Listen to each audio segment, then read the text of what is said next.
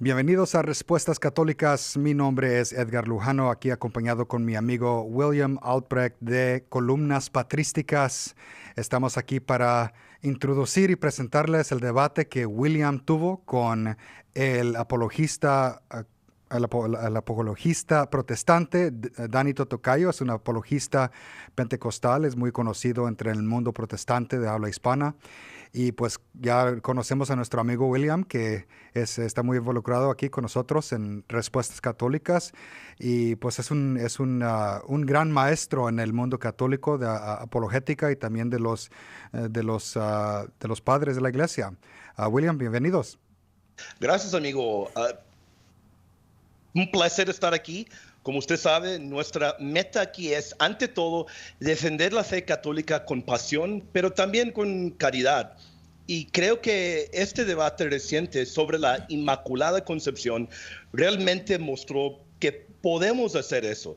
También, en mi opinión, demuestra que tenemos muchas cosas emocionantes planeadas para los fieles aquí en Respuestas. Exactamente, este nomás es el primer debate de muchos en el futuro que William va a estar haciendo con nosotros, pero si no, fue un tema muy excelente de que ustedes platicaron. El tema es la Inmaculada Concepción bíblica y antigua. Y William, tú tomaste la posición afirmativa y Danny tomó la posición negativa. Fue un debate increíble y estoy muy orgulloso de presentar este debate en el canal. ¿Cómo te sentiste del debate?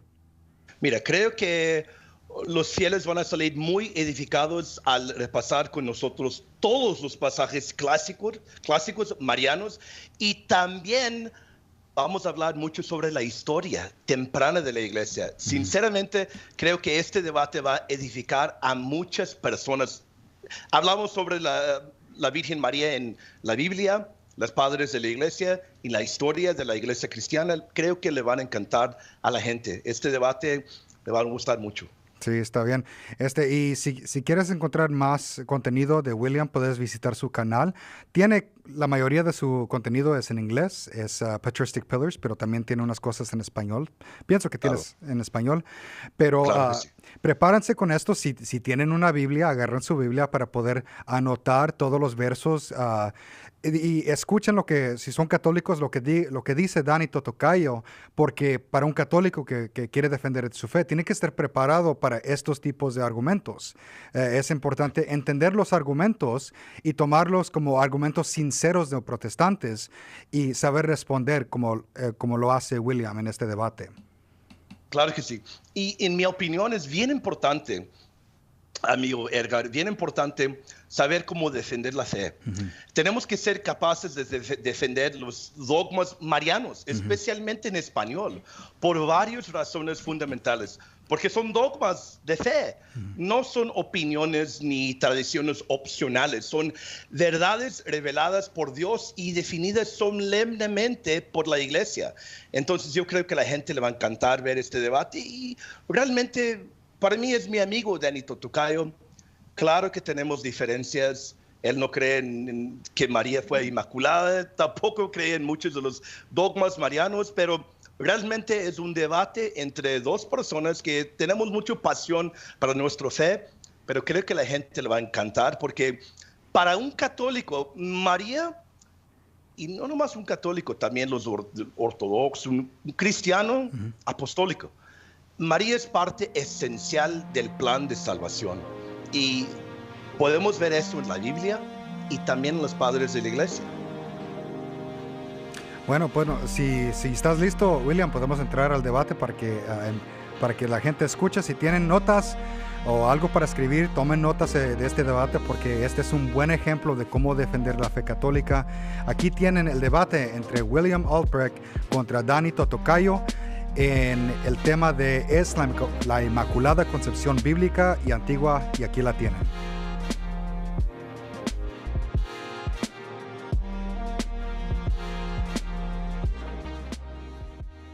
Bien, entonces, ¿por qué yo no creo en el dogma de la Inmaculada Concepción de María. Bueno, en primer lugar, me gustaría hacer una aclaración de lo que es este dogma, ¿sí?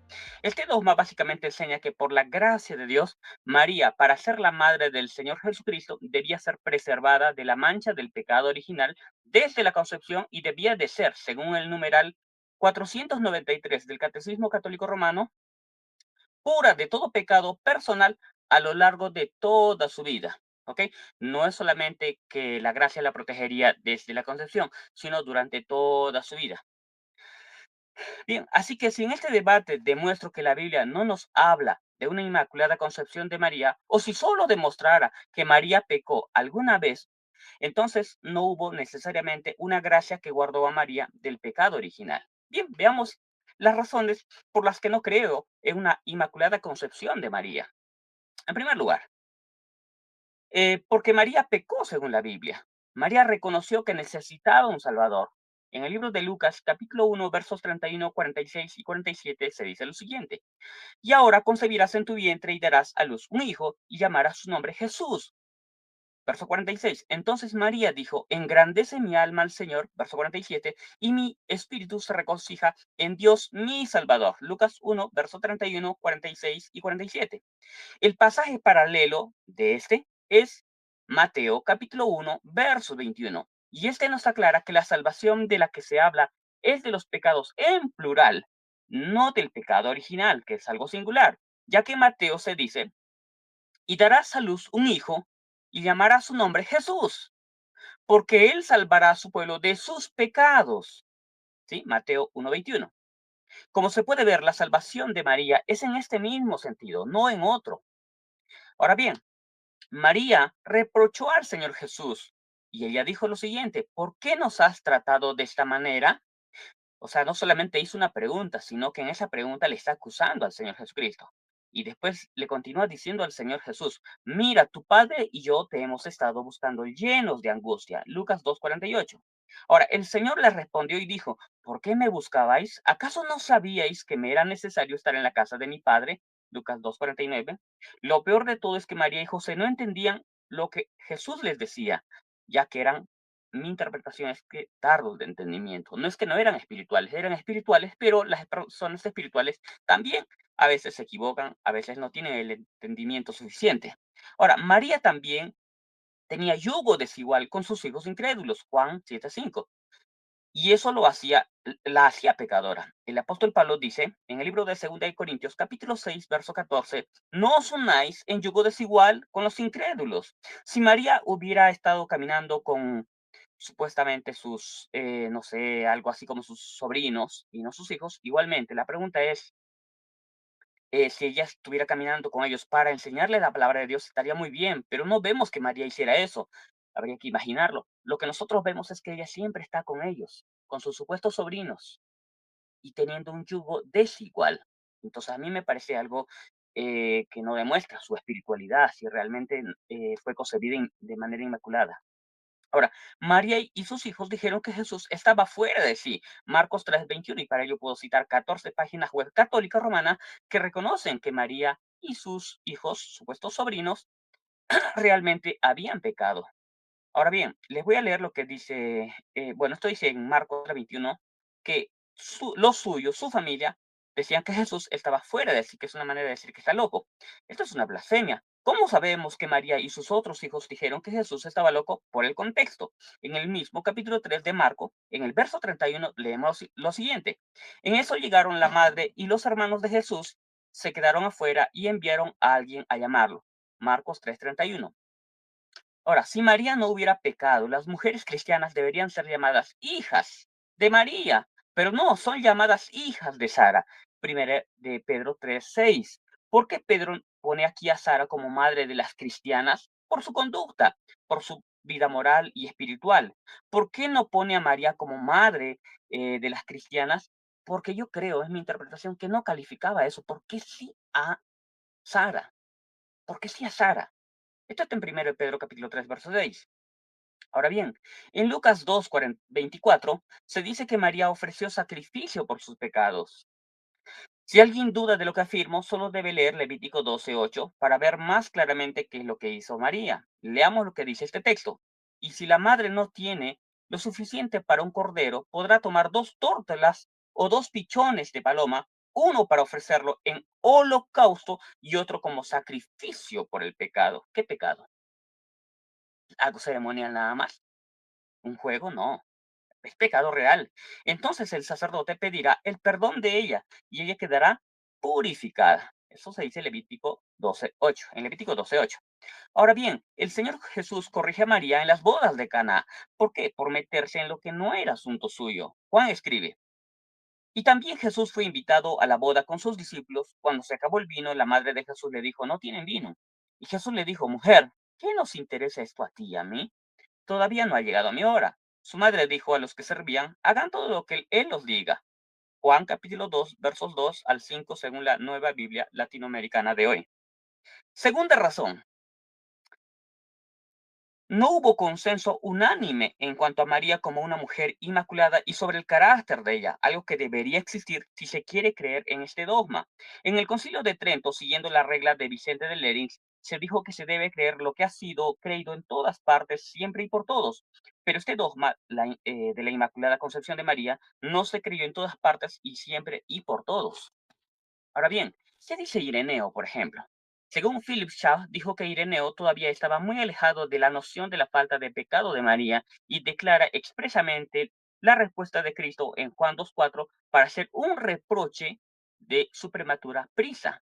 Tertuliano, Tertuliano nos dice: tampoco se ha demostrado que su madre se haya adherido a él, aunque a menudo se menciona que Marta y otras María están en su compañía. En esta coyuntura, su incredulidad por fin se revela abiertamente. Clemente de Alejandría. Él escribió: porque solo este verbo de Juan, de quien hablamos, no tiene pecado, porque pecar es natural y común a todos. En The Instructor 3:12. Podría citar a Orígenes, a Basilio de Cesarea, a Juan Crisóstomo, a Ambrosio de Milán, a un al mal llamado Papa León I, a Gregorio Magno y a muchos otros, pero basta con el expuesto para dejar claro que no se trata de, o más bien dicho, de que no hay un consenso unánime en cuanto a una inmaculada concepción de María, en cuanto a una vida de impecabilidad de la Madre del Señor Jesucristo. Tercera razón: personas afectadas por el pecado original fueron más consagradas que María. Por lo tanto, María no estuvo en una mejor condición que ellas. Y por esto mismo, lo más probable es que María también haya sido afectada con este pecado. Veamos 5 ejemplos. Sara. No fue una mujer perfecta, pero es madre de naciones según la Biblia. En el libro de 1 de Pedro, capítulo 3, versos 5 al 7, se dice: dijo también Dios a Abraham, perdón, este es Génesis capítulo 17, versos 15 al 16. Dijo también Dios a Abraham: a Sarai tu mujer no la llamarás Sarai, mas Sara será su nombre, y la bendeciré y también te daré de ella hijos. Sí, la bendeciré y vendrá a ser madre de naciones, reyes de pueblos vendrán de ella. ¿Ok? Ahora bien, sin duda hizo mucho más que María, ya que fue una mujer obediente que dio ejemplo de sumisión a su esposo, como dice el apóstol Pedro en su primera carta, capítulo 3, versos 5 al 7. Por lo que ella es la madre de las cristianas. Pedro dijo, lo voy a señalar acá en el verso 6, 1 Pedro capítulo 3, verso 6, Sara obedecía a Abraham, llamándole Señor, de lo cual o de la cual vosotras habéis venido a ser hijas, si hacéis el bien sin temer ninguna amenaza. El apóstol Pedro no menciona a María como madre de las cristianas. ¿Por qué? Es evidente. María no podría tener la misma consagración que Sara. ¿Por qué Pedro menciona a Sara? Porque ella era una mujer temerosa. La pone como una mujer santa. Si María fuera la madre de todas las cristianas, entonces la mencionaría, ¿no? Sería extraño que no podría honrar a María el apóstol Pedro si realmente ella no fuera esa madre de toda la iglesia y de todas las cristianas de manera especial. Ahora veamos el caso de Esther. Esta reina, esposa de Asuero, fue defensora de su pueblo, leal, sumisa, valiente y fiel. Pudo desviar el intento de hombres malvados que estaban determinados a destruir a su pueblo. Esther era valiente, dice la Biblia. Esther 5:1. Aconteció que al tercer día se vistió Esther su vestido real y entró en el patio interior de la casa del rey. Nadie podía entrar en la presencia del rey sin haber sido llamado. Pero Esther, en una situación difícil, puso su propia vida en riesgo en favor de su pueblo. Pero María nunca hizo nada que demandara esta clase de valentía. Esther era mujer de ayuno, pero María parece que no. ¿Cuándo vemos que María está ayunando en la Biblia? En ningún momento.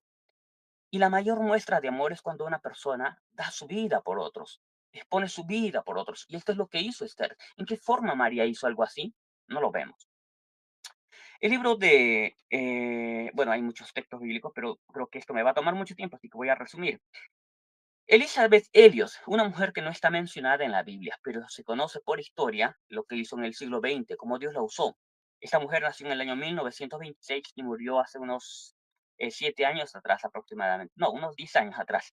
Es reconocida internacionalmente por su labor misionera, junto a Raquel Sainz, entre la tribu de los Guaraníes del Ecuador. Aun cuando su esposo Jim fue martirizado junto a otros 4 misioneros en su intento de evangelizar esta tribu no alcanzada, ella decidió, por la fortaleza del Espíritu de Dios, trabajar por la salvación de esta tribu. Esta tribu terminó conociendo a Cristo al ver el amor y perdón de esta mujer.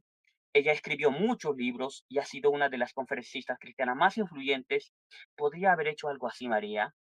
Pero esto es lo que hizo Elizabeth Elliot. Se fue a una tribu que mató a su esposo y ella dijo, ¿sabes qué? No importa, mataron a mi esposo. Ella pudo regresarse a su país, a Estados Unidos, pero ella dijo, no, voy a ir a esta tribu cansada. Las voy a perdonar, no me voy a vengar y voy a predicarles el evangelio del amor de Dios, del perdón de Dios. Así como Cristo me perdonó, yo también estoy dispuesto a perdonar a estas personas. Les predicó y esta tribu fue alcanzada por la palabra de Dios. Ahora bien, podría mencionarles también a Marilyn Hickey. Ella nació en 1931. Esta sierva de Dios ha emitido un programa de televisión en donde predicaba el Evangelio desde 1973 y desde 1996 lo ha presentado junto con su hija Sarah Bowling. En 2012 llevó a cabo una reunión de oración y sanidad durante 3 días en Karachi, Pakistán, al que asistieron 400.000 personas. Imagínate, en un lugar así, tú vas a predicar, sales muerto. Pero ¿cómo una mujer se entrega tanto así? Ahora bien, el 12 de noviembre de 2016, con su séptimo viaje a Pakistán, no su primero, no su segundo, su séptimo viaje a Pakistán, se propuso llegar a 1 millón de personas en una sola reunión en Karachi. ¿Para qué? Para predicar el Evangelio. Ha viajado a más de 140 países, organizando 55 viajes grupales y más de 40 reuniones internacionales. Su trabajo, por lo que yo puedo ver y analizar, es mayor que el de María. Entonces, hablar de María como una mujer inmaculada implicaría que es más santa que las mujeres que sí contrajeron el pecado original, pero no vemos que María hiciera algo como lo que hizo Marilyn Hickey, como lo que hizo Esther, Sara, Elizabeth Elliot o como les mencioné, Marilyn Hickey. Ahora, para terminar, Corrie ten Boom. Bueno, según Irina Chávez Jiménez, esta mujer fue una escritora y activista neerlandesa cristiana célebre por brindar refugio a los perseguidos por el régimen nazi durante el Holocausto. Después de la guerra, la institución judía Yad Vashem la nombró justa entre las naciones. Ese fue el nombre que se le dio a Corrie ten Boom, una mujer muy conocida incluso por los católicos. A los 53 años de edad, Corrie empezó un ministerio mundial que la llevó a más de 60 países. Por 30 años declaró el amor de Dios y llevó el mensaje de que Jesús es vencedor. Durante estos años también se dedicó a escribir muchos libros. Su predicación se centró en el Evangelio cristiano, poniendo un énfasis especial en el perdón. Corrie murió a los 91 años el 15 de abril de 1983. Entonces, por lo que nosotros podemos ver, la Biblia nos muestra claramente que María pecó. La Biblia nos muestra que ella falló, que incluso reprendió al Señor Jesucristo, lo acusó de la tristeza que ella tenía y José, su esposo. También hemos visto que la historia, para resumir todo esto, la historia también nos muestra que los primeros padres apostólicos no creían todos, no había una unanimidad de que ella fue una mujer impecable, santa, que nunca pecó, que incluso no hubo, o sea, no creyeron en una concepción inmaculada de María. Y podría citar una lista muy extensa, incluso de 8 papas, pero eso me va a tomar mucho tiempo y yo como quiero argumentar acá, no quiero extenderme demasiado. Ahora bien, también he podido probar, y en este punto final, es que mujeres que fueron afectadas por el pecado original vivieron una vida que a todas luces se deja ver que fueron más santas que María. Y si María fue concebida sin pecado original, pues ella debería de haber hecho mucho más, haber llegado a muchas más personas, haber ministrado a tantas almas, tantas vidas que necesitaban de la palabra, del consuelo, del consejo. ¿Por qué se dice que hoy en día María es fuente de santidad, trono de sabiduría, pero en esta tierra no la vemos haciendo nada? Quizá lo hizo, pero no hay nada que nos indique que podamos llegar a esta conclusión. Entonces, si ella realmente fue inmaculada desde la concepción y fue guardada toda su vida, como dice el Catecismo Católico Romano, por una gracia especial de Dios, ella debió haber hecho algo más que Sara, debió haber sido mencionada como la madre de las cristianas. Habría que decirse mucho de María, pero la Biblia no habla de María tanto como se habla en el catolicismo. ¿Por qué? Porque yo creo que ella no fue concebida sin pecado, sin el pecado original. Y bien, mis queridos amigos que van a ver este debate, esta ha sido mi exposición y espero que pues haya tomado en cuenta todo esto William y bueno, también lo pueda refutar en su tiempo. Muchas gracias. Amigo, todavía tienes 4 minutos. ¿No quieres hablar? ¿Está bien? Ok. Ok. Muy bien, ok. Entonces voy a empezar ahorita. Ok, vamos a empezar con el Catecismo de la Iglesia Católica, número 491.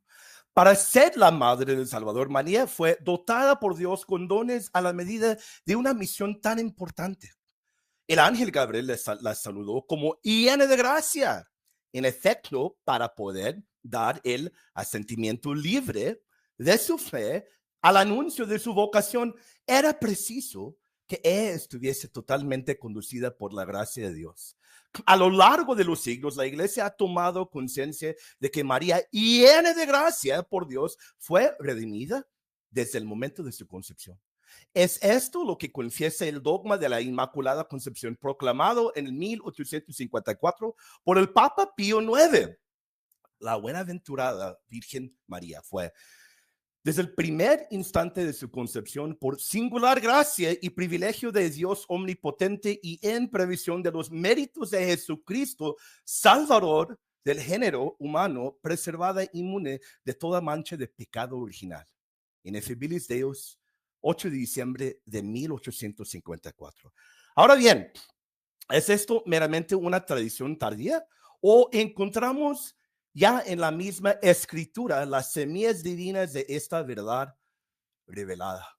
La respuesta es que la Sagrada Escritura, en sus páginas más profundas y proféticas, nos entrega los fundamentos del misterio de la Inmaculada Concepción.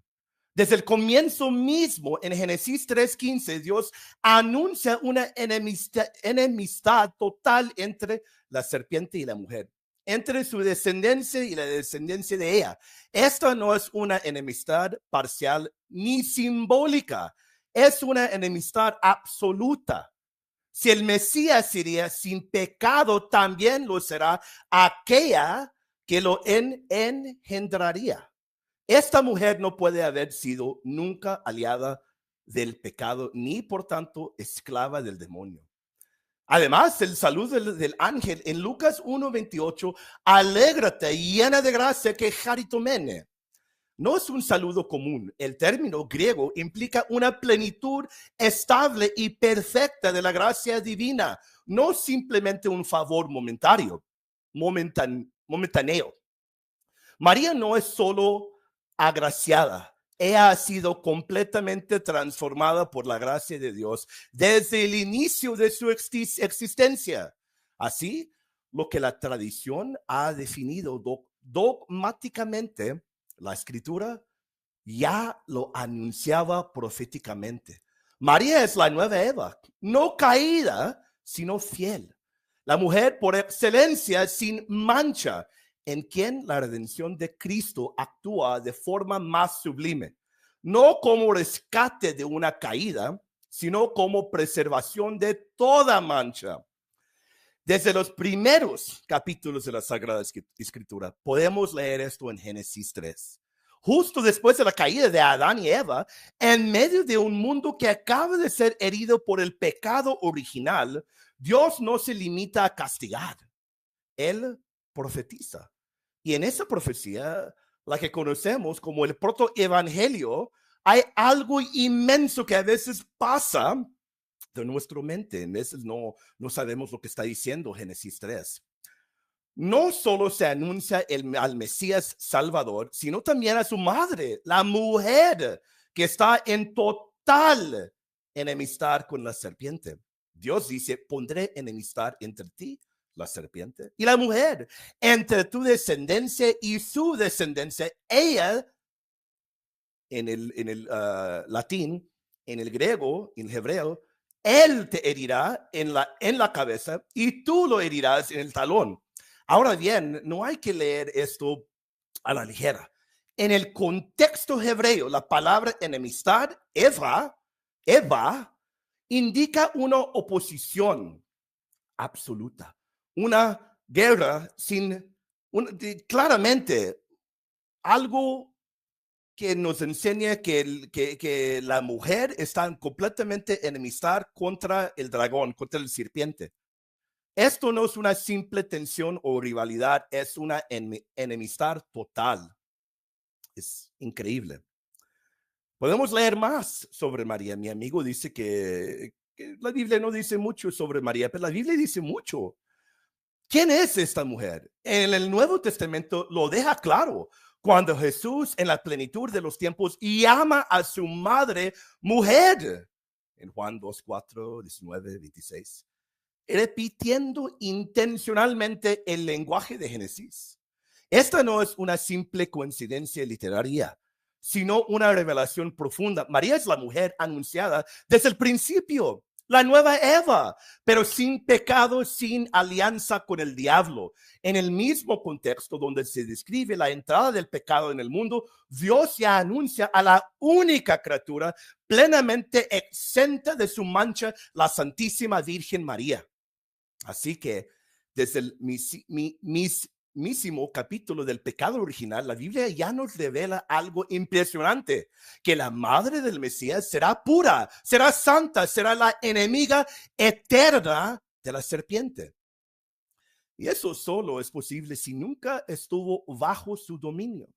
María, la mujer del Génesis, es la única criatura humana que puede ser llamada en sentido pleno la inmaculada enemiga del demonio. Desde el principio Dios la pensó así. Y en ella se cumple, como en nadie más, la victoria prometida contra el mal. Desde los primeros libros de la Biblia, el Arca de la Alianza es uno de los objetos más sagrados que jamás ha existido. No era simplemente un cofre de oro, era el lugar donde Dios se manifestaba, donde habitaba su gloria, el trono visible de Yahweh sobre la tierra. Contenía tres cosas santísimas: el maná del cielo, las tablas de la ley y la vara de Aarón que floreció milagrosamente en Hebreos 9:4, sabemos eso. Pero todo eso era una sombra. El Nuevo Testamento nos revela quién es la realidad perfecta. María, la madre de Jesucristo, la madre de Dios, como dice la Biblia, la madre del Curios de Dios. Es el arca viviente de la nueva alianza.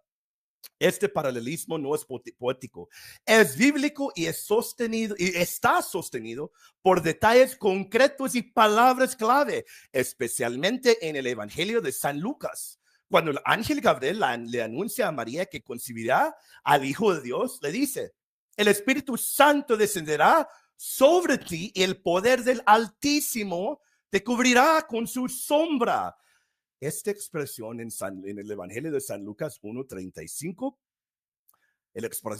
esta expresión, cubrir con su sombra, en griego, episkiazi, es exactamente la misma palabra usada en la Septuaginta para describir cómo la gloria de Dios descendía y cubría el arca de la antigua alianza. En el Éxodo 40:35, no es una coincidencia. San Lucas está diciéndonos que María es el nuevo lugar de la presencia de Dios. Pero hay más. Cuando María, embarazada de Jesús, va a visitar a su prima Isabel, Lucas nos dice algo bien impresionante. Bien impresionante. Isabel exclama con voz fuerte: ¿quién soy yo para que la madre de mi Señor venga a mí? esa expresión, la madre de mi Señor, ya revela una teología profunda. Reconoce a María como la madre de Dios, pues Kyrios, Señor, es un título divino. Pero el detalle más fascinante está justo antes en Lucas 1:42, donde se dice que Isabel exclamó a gran voz. En griego, el verbo usado aquí es anephoneisen, un verbo rarísimo en todo el Nuevo Testamento. De hecho, es la única vez que aparece. ¿Y dónde más se usa este verbo en la Biblia griega? En el Antiguo Testamento, en la Septuaginta. La Septuaginta lo usa, anaphonein. Aparece en contextos litúrgicos, muy específicos, como cuando los levitas proclamaban con voz fuerte la presencia del arca. 1 Crónicas 15:28. Es decir, este verbo tiene una connotación de veneración ante lo sagrado, especialmente en relación con el arca. San Lucas, al usar este verbo rarísimo, está insinuando que Isabel reacciona como lo haría un israelita ante la presencia del arca de la alianza, porque está frente al nuevo arca, María. Pero esto nos lleva a una conclusión muy seria. Si el arca del Antiguo Testamento, hecha de madera incorruptible y recubierta de oro puro, no podía ser tocada por manos impuras, 2 Samuel 6, ¿cómo podría el verdadero arca, la que llevó en su seno al Hijo del Dios viviente, estar manchada de pecado? ¿Cómo es posible? No tendría sentido. Si el objeto que contenía símbolos de Dios debía ser santísimo, cuánto más la mujer que llevó en su seno al mismo Dios encarnado. María no solo es figura del arca, es su cumplimiento perfecto.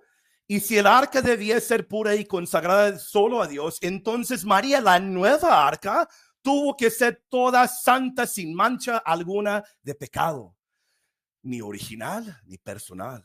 Si pureza no es un adorno teológico, es una necesidad lógica de su papel como el nuevo tabernáculo de Dios. Por eso decir que María es el arca de la nueva alianza no es una metáfora piadosa, sino una afirmación bíblica con base gramatical, litúrgica y tipológica. Sí. Y si realmente creemos que Jesús es Dios y que María es su verdadera madre, entonces todo lo que el Antiguo Testamento exigía para el arca se cumple de manera aún más gloriosa en la Inmaculada Virgen María. La pureza del arca era símbolo, la de María es realidad. Cuando el arcángel Gabriel se le aparece a María en el Evangelio de San Lucas 1:28, no la saluda con un simple hola o con una fórmula genérica.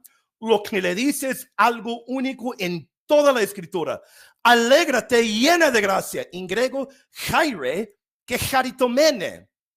Y aunque esta frase se escucha tanto en devociones que a veces ya no se la presta atención, lo cierto es que este saludo es una bomba teológica. Literalmente, esta palabra que usa el ángel para describir a María es tan rica y tan precisa que bien entendida no deja espacio para el pecado. La palabra griega que charitomene es una forma pasiva perfecta del verbo caritao, que significa colmar de gracia, hacer agradable de Dios, otorgar favor divino. Pero aquí no se trata de un simple colmado de gracia. En algún momento del pasado, el tiempo gramatical usado, el perfecto pasivo, indica una acción que ha ocurrido en el pasado con resultados permanentes hasta el presente. En otras palabras, María fue completamente agraciada desde antes del momento del saludo. Y esa gracia permanece en ella. Así trabaja el griego. Ahora, esta raíz verbal, caritao, aparece muy rara vez en toda la Biblia.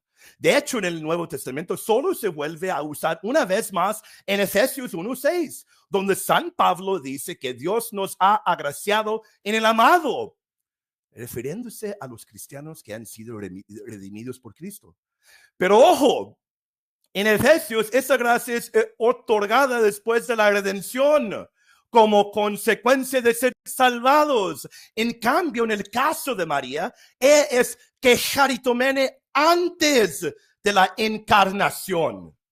Eso cambia todo. No es una gracia que limpia lo que estaba sucio, sino una gracia preservadora.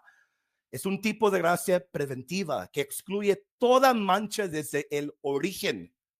Y hay más. La única otra vez que se encuentra una forma parecida de esta palabra, la misma palabra en el masculino, en la Biblia griega, la Septuaginta, es en el libro de Eclesiástico 18:17, donde se habla de un hombre completamente justo y caritativo que actúa con total rectitud. Se dice que ha sido agraciado plenamente.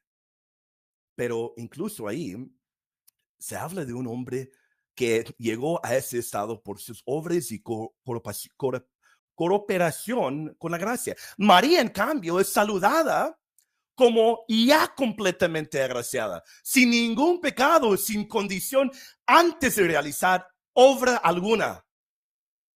Es increíble lo que dicen también los padres de la iglesia. No tengo mucho tiempo, pero me gustaría leer también algunos padres de la iglesia que también hablan sobre esto. Desde el principio tenemos padres de la iglesia enseñando la Inmaculada Concepción, el protoevangelio de Santiago, siglo II. Y Ana entonó un cántico al Señor Dios, diciendo: cantaré un canto al Señor mi Dios, porque ha mirado sobre mí y ha quitado el oprobio de mis enemigos, y el Señor me ha dado el fruto de su justicia. Santa María es llamada el fruto de su justicia, lo que indica su amistad con Dios desde el seno materno en Ana. San Hipólito de Roma, siglo III, el arca que fue hecha de madera incorruptible era el Salvador.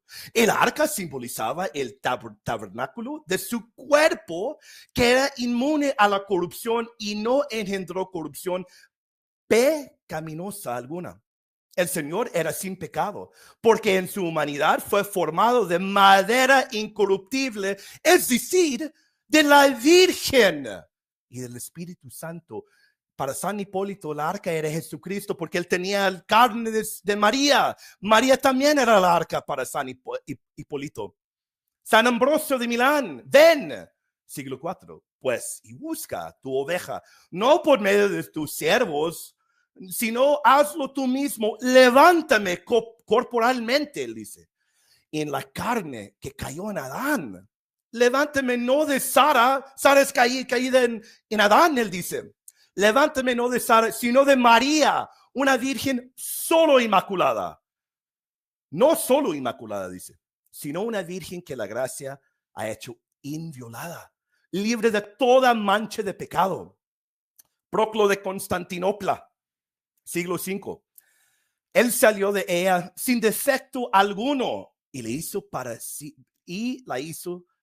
sin mancha alguna. Y también María es el orbe celestial de una nueva creación, en la cual el sol de justicia, siempre brillante, ha disipado de su alma toda la noche del pecado.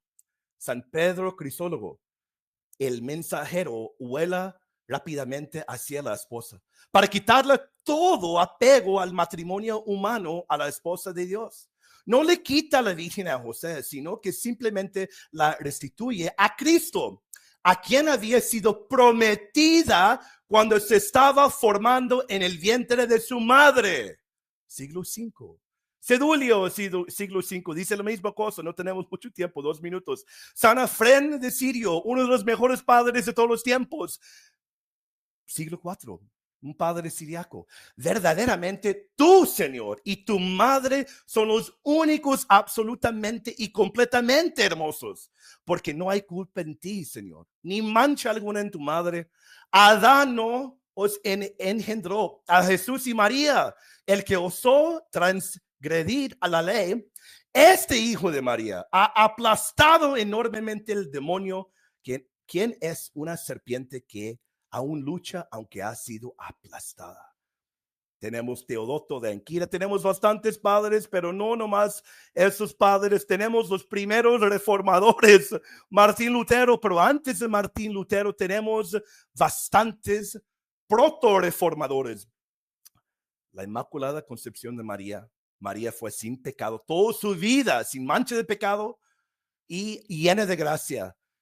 Lo podemos encontrar en la Biblia, lo podemos encontrar en los primeros padres de la iglesia, en los primeros concilios que habla sobre la naturaleza de Jesucristo y luego habla sobre María sin pecado, y luego lo podemos encontrar en los primeros proto-reformadores, lo encontramos en figuras como Juan Hus, que creyó en la Inmaculada Concepción, y lo podemos encontrar en figuras como Martín Lutero.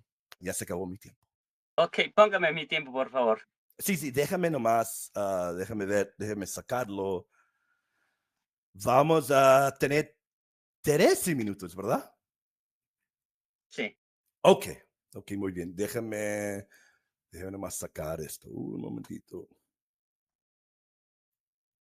Ok, voy a quitar mi audio. Listón. Listo. Bien, William Albrecht ha dicho que para los padres apostólicos el arca y la mujer inmaculada es María, ¿no? Desde su concepción. Pero justamente yo en mi primera exposición había demostrado que no hay un consenso unánime. No estoy negando que hubieran podido existir varios padres apostólicos, como por ejemplo los que mencionó Ambrosio, incluso citó a Hus y hasta Lutero, ¿no? Pero el punto es este, yo no sé si Lutero realmente dijo eso, pero si lo dijo, no me demuestra a mí que eso lo dijeron los padres apostólicos, porque la Iglesia Católica tiene que creer lo que dice el consenso de los padres apostólicos, siguiendo la regla de Lerins, como se establece en el Concilio de Trento. Pero, como yo ya les he demostrado, no existe ese consenso, así que no va a servir de mucho citar algunos cuantos padres apostólicos, porque yo te podría citar hasta 8 papas, pero he citado algunos cuantos nada más de ellos, de los padres apostólicos, de los primeros, para dejar claro que no hubo consenso. Así que ese punto es el que tienes que abordar. No basta con citar algunos cuantos padres apostólicos. Ahora bien, él también citó Eclesiástico 18:17 como un paralelo de María, la Quejaritomené. De acuerdo, pero justamente esto me demuestra que en Eclesiástico 18:17 se está refutando lo que estás tratando de comunicar, no apoyándote. ¿Por qué? Porque este quejaritomeno no hace referencia a una persona, a un varón o a una mujer que ha sido concebido desde la concepción, o sea, desde la concepción sin pecado, sino que más bien esas personas pueden lograr tener esa clase de vida y no es desde la concepción. Y si una persona puede ser un quejaritomeno o una quejaritomene, como es el caso de María, no es porque necesariamente se dio desde la concepción. Así que como justamente Eclesiástico 18:17 habla de esto, no de un favor desde la concepción, entonces justamente tu argumento se cae por los suelos. Ahora bien, dijiste también, ¿qué más dijiste? ¿Qué más dijiste? Dijiste que María es el arca del pacto, pero si María es el arca del pacto, la pregunta es, tendría que ser para siempre, ¿no? Pero según la Biblia, el arca del pacto era algo para ser olvidado. ¿Dónde se dice? En el libro de Jeremías, capítulo 3, versos 16 al 18. Y lo leo rápidamente. Y acontecerá que cuando os multipliquéis y crezcáis en la tierra en esos días, dice Jehová, no se dirá más arca del pacto de Jehová, ni vendrá el pensamiento, ni se acordarán de ella, ni le echarán de menos, ni se hará otra. En aquel tiempo llamarán a Jerusalén trono de Jehová, y todas las naciones vendrán a ella en el nombre de Jehová en Jerusalén, ni andarán más tras la dureza de su malvado corazón. En aquellos tiempos irán de la casa de Judá a la casa de Israel y vendrán juntamente a la tierra del norte, la tierra que hice heredar a vuestros padres. Entonces, si el arca del pacto es un tipo de María, entonces, como esto es algo futuro, entonces debería decirse que María sería totalmente olvidada. Y hasta más importante, se la presenta aquí en estos textos a Jerusalén y al trono de Jehová. Entonces, ¿cómo va a responder este punto? No creo que vaya a poder responder William Albrecht. Ahora, también María tuvo al Señor Jesús en su vientre solo 9 meses.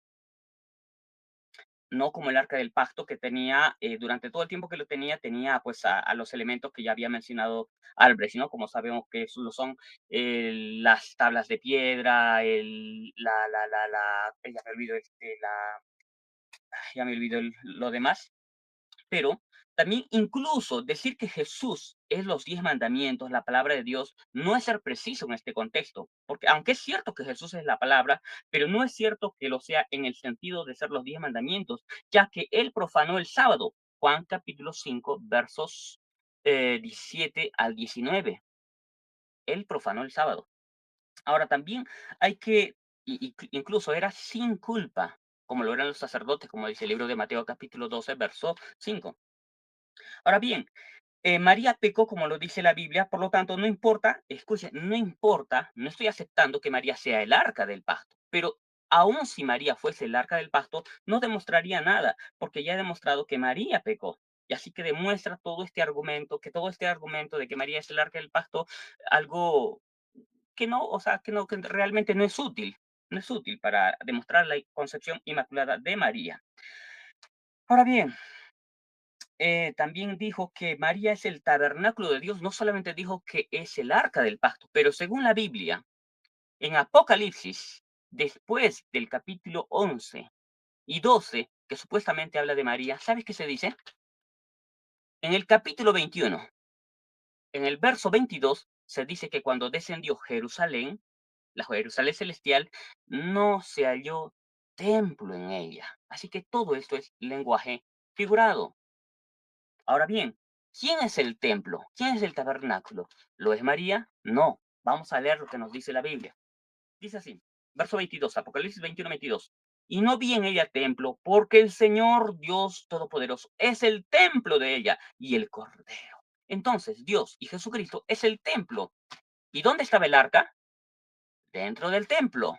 Entonces, es Jesús, es el Padre, es Dios, más bien quien contiene a todo, no solamente el arca, contiene a todos. Y según Apocalipsis 2, ¿sabes quiénes son parte de ese templo, de ese tabernáculo? Nosotros somos las columnas. O sea, nosotros somos los que sostenemos esas columnas. Ni siquiera lo más importante ahí es necesariamente el arca. Es Dios mismo, es Jesús, pero realmente no se halló ningún templo. Ahora bien, también dijo que el caire, que es eritomene, implica que, bueno, pues es una palabra que está en perfecto pasivo y que habla de resultados permanentes. Es que yo ya he demostrado que no es cierto eso. Ya demostré que María pecó, así que no hay resultados permanentes. Ahora, usted también dijo que el prefijo que, si no me equivoco, habla de, o la palabra que es eritomene en sí toda la palabra, hace referencia a que ella fue favorecida desde la concepción. ¿En qué parte lo dice? Porque la palabra que, ese prefijo que, también se usa para hacer referencia a Juan el Bautista. Y la Biblia dice que Juan el Bautista clamó, dice, que crajen. Ese verbo que crajen significa que clamaba, por supuesto lo hacía. Pero ese prefijo que implica que Juan el Bautista proclamaba el reino de Dios, la palabra de Dios, desde su concepción. Claro que no. Entonces, el prefijo que no implica necesariamente que las cosas se hacen desde la concepción. Que lo hizo en algún momento, sí. En algún momento pasado, sí. Yo no lo niego.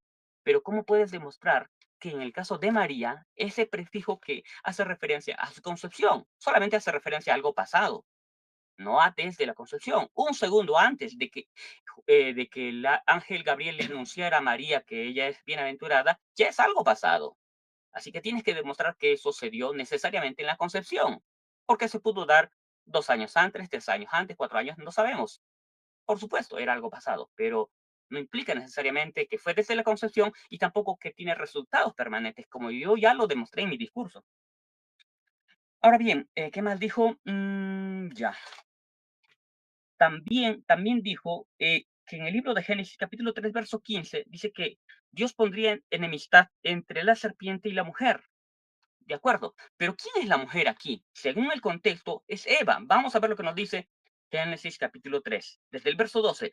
Y el hombre respondió, la mujer que me diste por compañera, ¿de quién está hablando? De Eva. Verso 13. Entonces Jehová dijo a la mujer, ¿de quién está hablando? De Eva. En el mismo versículo se continúa diciendo, ¿qué es lo que has hecho? Y dijo, la mujer. ¿Quién está hablando? Eva. La serpiente me engañó y con mí. Verso 15. Ahí es cuando se está hablando justamente de Eva, porque ese es el contexto. Y pondré enemistad entre ti y la mujer. ¿Cuál mujer? Eva, ese es el contexto. Y entre tu simiente y la simiente suya. Y esta te herirá en la cabeza y tú le herirás en el calcañar. A la mujer dijo, multiplicaré en gran manera los dolores en tus preñeces. Entonces se está hablando de una mujer que es llamada Eva, no es María. ¿Okay? Es Eva. Pero en el hipotético caso de que se haga referencia a María, tampoco le ayuda en nada a Albrecht. ¿Por qué? Porque decir que iba a poner una enemistad, una oposición absoluta, y él dice que entre los hebreos esta enemistad implica algo absoluto, pero ¿qué importa? Yo no estoy negando nada de eso. Ahora, ¿en dónde se dice que esa enemistad, porque él tiene que demostrar que esa palabra enemistad es una enemistad absoluta entre los hebreos, de tal manera que esta mujer nunca pecaría? Tiene que demostrarme que esa enemistad existe. Me gustaría que me mostrara un solo ejemplo donde esa enemistad implica una enemistad de tal grado que la persona que está teniendo esa pelea, esa guerra contra el enemigo, implica una impecabilidad desde la concepción. Un solo ejemplo, no vas a tenerlo, estoy seguro. Ahora bien, también ahora hay que tener en cuenta lo siguiente. Sí es cierto que hay una enemistad entre Satanás y la mujer que supuestamente es María, entonces también, y es de la misma clase de enemistad, entonces también se tendría que decir que la descendencia de la serpiente, la descendencia de Satanás, es decir, los pecadores, que también tienen enemistad con la descendencia de la mujer que es Cristo, entonces también se tendría que decir que ellos tienen el mismo tipo de enemistad. Pero alguien puede creer que la descendencia de Satanás, de la serpiente, tiene el mismo tipo de enemistad con Cristo. ¿Alguien puede decir que tiene la misma clase de enemistad? Yo creo que él no va a poder demostrar. Sería bueno que lo demuestres, que me presentes un solo texto donde se diga que los pecadores, la descendencia de la serpiente, tienen la misma clase de rivalidad contra Cristo. Aunque existe una rivalidad, pero de la misma clase, en el mismo grado, que implica que ellos fueron desde el comienzo, toda su vida, con una rivalidad con Dios, no lo creo. Ahora bien, ahora bien, incluso se puede decir lo siguiente, que si, siguiendo la lógica de William, que si hay una enemistad y esta enemistad implica una concepción inmaculada, entonces la pregunta es, puesto que la descendencia de Satanás tiene el pecado original, entonces, ¿cómo es el caso de Satanás? ¿Él también tendría algún tipo de pecado original? Porque él también tiene una lucha contra Cristo, con la descendencia de la mujer. ¿Tiene algún tipo de pecado original? Él va a decir que no, claro que no. Y si sigo su lógica, entonces, como Satanás no tuvo pecado original, entonces la descendencia de Satanás tampoco tiene pecado original. Y si no tiene pecado original, lo que está haciendo William Albrecht aquí es refutar esta doctrina del pecado original. Por lo tanto, este argumento no le va a servir. Si él intenta probar algo con estos textos, prueba demasiado. No solo prueba la Inmaculada, supuestamente entre comillas, Inmaculada Concepción de María, sino también la Inmaculada Concepción de todos los pecadores que son la descendencia de Satanás, que tienen una lucha también, una enemistad también contra la descendencia de la mujer, que supuestamente esta mujer es María, y esa descendencia de la mujer es Cristo. ¿Cómo resuelve este punto? Yo creo que no vas a poder, querido Will. Entonces, como se ha podido ver claramente, no hay forma de demostrar lo que ha estado diciendo William en este debate. No hay forma. No hay argumentos buenos, poderosos. Me gustaría que en su refutación de mi exposición, me gustaría que abordara los textos que yo sí he presentado y que dejan claro, de manera muy clara, que María sí pecó. He presentado 3 argumentos: bíblicos, históricos, o patrísticos e históricos. Hay mujeres más santas que María, con pecado original. Hay mujeres más sobresalientes con pecado original que María. Y yo he demostrado esto con varios ejemplos y podría mencionar una lista muy, pero muy extensa. Aquí solamente por este debate he tratado de resumir. Y también puedo demostrar fácilmente, si quiere él, no tengo ningún problema. Un minuto. Listo. Si quiere, no tengo ningún problema. No, no, el tiempo ya se acabó. Ok, El gracias. tiempo ya se acabó, sí, sí. Pero acaba de hablar, no hay problema, no hay problema conmigo. Acaba de hablar. Ya, ya me olvidé la idea. Ok. Si quieres, le doy Adelante. otro minuto. Si quieres pensar, no hay problema. No, yo creo, solamente quería decir que incluso algunos papas reconocieron que María no fue inmaculada, y eso quería señalar, pero bueno, ya me olvidé la idea que trataba de señalar, pero bueno, ese era el punto más que todo. Ok, déjenme empezar. Voy a empezar ahorita. Ok. Voy a responder lo que dijo mi amigo Danny para empezar este debate. Y hay que ser más cuidadosos cuando leemos la escritura y especialmente cuando usamos argumentos para decir que la Santísima Virgen María pecó. Vamos a ir punto por punto porque lo que estás diciendo no se sostiene ni bíblicamente, ni lingüísticamente, ni lógicamente.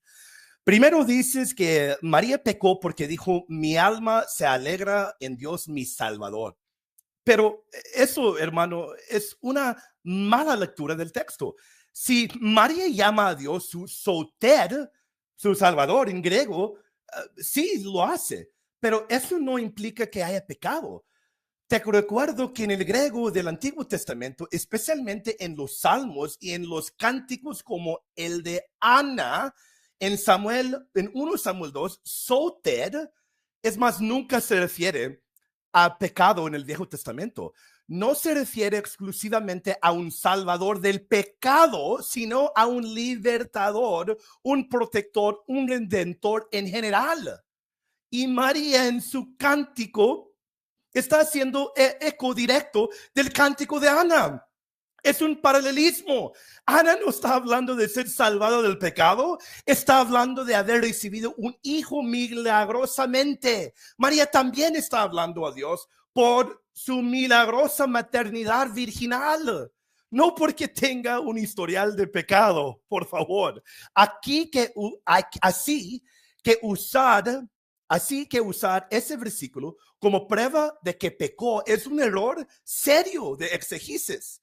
Dices que porque necesita un salvador no puede ser inmaculada. Pues claro que necesita un salvador, pero fue salvada preventivamente.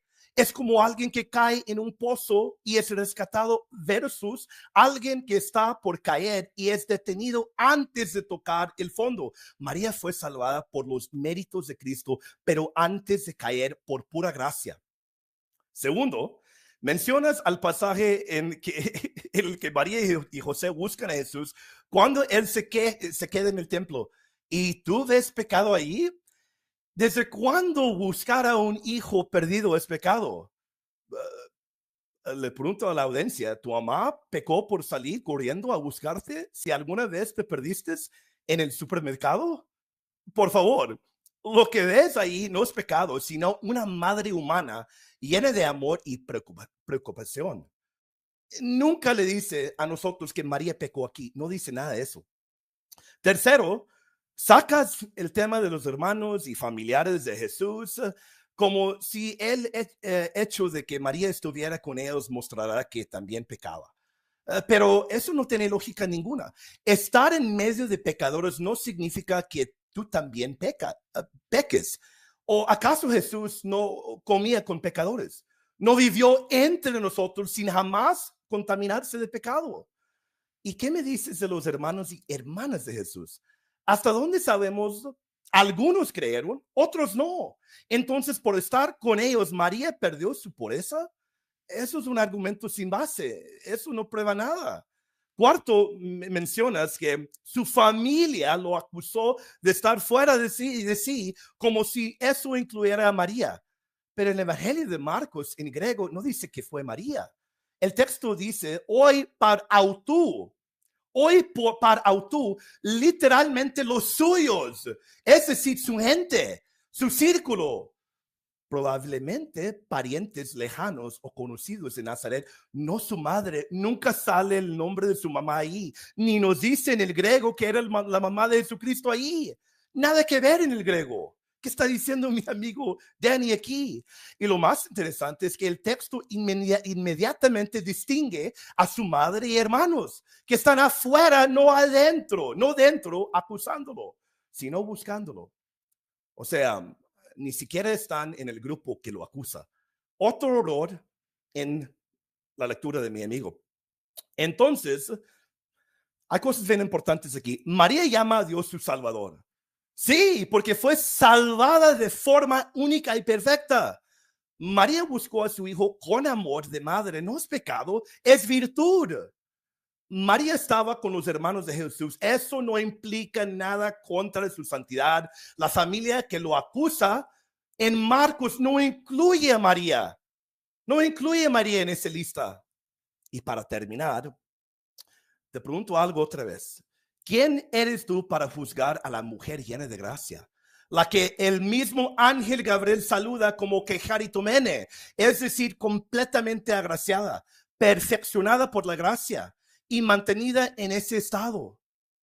¿Te atreves tú en el siglo XXI a decir que pecó, cuando ni los primeros reformadores se atrevieron a semejante cosa?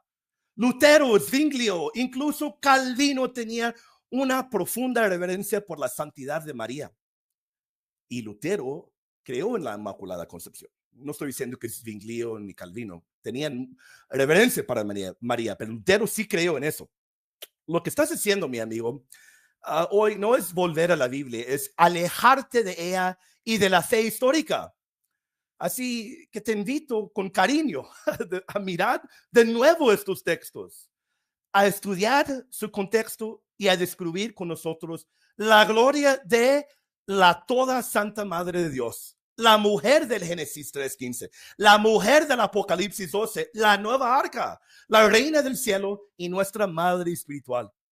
Mencionas que María ofreció un sacrificio de purificación por su pecado en Lucas 2, citando Levítico 12, pero ese texto jamás dice eso, ni en el hebreo ni en el griego. La ley de Levítico pedía un rito de purificación ritual, no moral. Es decir, no es porque la mujer haya cometido pecado, sino porque el contacto con sangre durante el parto la hacía ritualmente impura, según las normas del Antiguo Testamento. Eso es todo. Pero más aún, hace un gran error mi amigo Danny. Levítico 12 está hablando de mujeres que conciben con semilla humana. ¿Y qué dice la Biblia sobre María? Que concibió sin semilla de varón por el poder del Espíritu Santo. Eso cambia todo el contexto. Así que aplicar esa ley a María literalmente no encaja. Y hacerlo es ignorar que ella es la Virgen que dio a luz sin contacto carnal. Ella no está bajo la ley en ese sentido. Pero además, este argumento te pone en un problema aún más grande, mi amigo. Porque si miras Lucas 2:22, el texto dice claramente que ofrecieron el sacrificio según la ley de Moisés, pero ellos, qué increíble, los errores de mi amigo Danny hoy. Es en el plural, Danny, por ellos. ¿Y quién está incluido en ellos? Jesús mismo. Entonces vas a decir también que Jesús necesitaba purificación por pecado. Claro que no. Esto demuestra que no se trata de pecado personal, sino de un acto de obediencia ritual y legal, sin ninguna implicación moral. Decir que María pecó porque hizo ese rito es como decir que Jesús pecó por haberse bautizado. Absurdo. Él fue al bautismo de Juan, que era para arrepentimiento. ¿Y acaso Jesús sí se tenía que arrepentir? Obviamente no. Era por humildad y cumplimiento de toda justicia. Igual María. Mencionaste Juan 2, que Jesús llamó mujer a María en las bodas de Caná, como si fuera algo despectivo. Pero hermano, eso no es así en el contexto bíblico. Jesús usa la misma palabra guné cuando está en la cruz. Lo usa varias veces. Cada vez que lo usa con todo respeto. En el momento más solemne de su vida, usa la misma palabra. Le dice, mujer, he ahí a tu hijo. Juan 19:26. ¿Tú crees que Jesús estaba insultando a su madre, agonizando en la cruz? Por supuesto que no. La palabra mujer en ese contexto es una forma respetuosa y llena de dignidad, especialmente cuando recordamos que Jesús está revelando a María como la nueva Eva, la mujer prometida en Génesis 3:15. Te refieres a los padres de la iglesia, Y otra vez haces algunas confusiones importantes y dijiste de 8 papas, por favor, úsalos. Quiero que los usas. Para la gente que no sabe, que está escuchando esto en español, me encanta mi amigo, mi gran amigo, el Francisco Turretin. Él hizo este argumento, lo sacó de un teólogo con el nombre de Launay, y él puso ese argumento en el mundo de los protestantes. Me encanta este argumento porque tuve un debate contra él hace unos 3 años, y en estos 8 papas, ninguno dice lo que cree Danny. Y lo demás, de los 8, textos que se usan para decir que hay 8 papas que niegan la Inmaculada Concepción, de los 8, 5 son falsos, ni vienen de esos papas. Me encanta mucho. Por favor, Danny, por favor, usa esos textos. Me encanta que habla sobre esos 8 papas, porque este argumento viene, ya tiene rato ahí, y ese argumento es completamente falso. Dices que los padres de la iglesia, y otra vez hay confusiones, tenemos que hablar. San Ireneo de León, verdadero padre de la iglesia, doctor de la iglesia, claramente llama a María la nueva Eva, la nueva tierra, dice. Y dice que por su obediencia deshizo el nudo de la desobediencia de Eva. Eso no le puede hacer a alguien con pecado. Para San Ireneo, María cooperó en la salvación porque fue inmaculada, pura y llena de gracia. Luego mencionas a Tertuliano, pero hay un gran detalle. Tertuliano no es considerado un padre de la iglesia. Además, dice cosas absurdas de Jesucristo. Pero claro que es un amigo tuyo cuando habla mal de María. Pero cuando habla de Cristo dice cosas absurdas. ¿Qué crees de eso? No es considerado un padre de la iglesia. Fue un gran escritor intelectual, pero cayó en herejía al unirse al montanismo. Así que no puedes usarlo como autoridad doctrinal. Ni la iglesia de Oriente, ni la de Occidente lo reconocen como padre. Finalmente, citas a San Clemente de Alejandría. Quien dice que solo Cristo es sin pecado por naturaleza. Y en eso estamos de acuerdo. Cristo es el único sin pecado por naturaleza, por ser Dios encarnado. Pero lo que tú no estás entendiendo, y con todo respeto, es que la tradición cristiana siempre ha distinguido entre la impecabilidad por naturaleza y la impecabilidad por gracia desde el principio. Solo Cristo es impecable por naturaleza, pero María fue preservada del pecado por gracia, no por su propia fuerza, sino por la anticipación de los méritos de Cristo. Lo mismo sucede con los santos en el cielo, que ya no pecan, no por su naturaleza, Danny, sino porque la gracia de Dios los transforma completamente como María fue transformada. Jaire que charitomene. Palabras increíbles. Entonces, sí que María no pudo ser sin pecado porque no es Dios. Eso es claro, creemos eso también, que María no es Dios, pero sí María no tuvo pecado. Decir que María no pudo ser sin pecado porque no es Dios, es no entender la diferencia entre lo que Dios es por esencia, y eso es cristología, y lo que Dios concede por gracia. María fue inmaculada, no por derecho propio, sino por un privilegio especial dado por Dios. Ya se ha acabado mi tiempo, tengo 10 segundos, pero está bien así. Ahora creo que tenemos 7 minutos, ¿verdad, amigo? Sí, 7 minutos. Bien. Entonces, dijo que María llama a Dios su sóter, pero no implica que ella pecó. Pero yo le demostré en mi primera participación, en mi primera exposición, que el texto paralelo a Lucas es Mateo capítulo 1, y en el verso 21 se habla de una pluralidad de pecados, no del pecado original, que es un pecado singular. Por lo tanto, la respuesta que él está presentando no es correcta. Ahora bien, Mateo 1:21 sí es el paralelo de Lucas capítulo 1, no el caso de Ana que él presenta. Por eso él está cometiendo una falacia de falsa analogía. ¿Cómo va a responder esto? No va a poder, porque yo claramente demostré que se está hablando de pecados plurales. Ahora bien, él dice que María fue salvada preventivamente, pero eso es algo que el texto bíblico no dice. Eso es algo que él tiene que imaginarlo, porque él cree en el dogma de la Inmaculada Concepción de María. El texto no tiene nada que ver con una salvación preventiva, sino con un pecado personal, porque se está hablando de pecados plurales. Solamente los pecados personales son pecados plurales. No puede haber otra respuesta. Ahora también dice, ¿no? ¿Desde cuándo buscar a un hijo es pecado? Es que yo no dije que buscar a un hijo es pecado.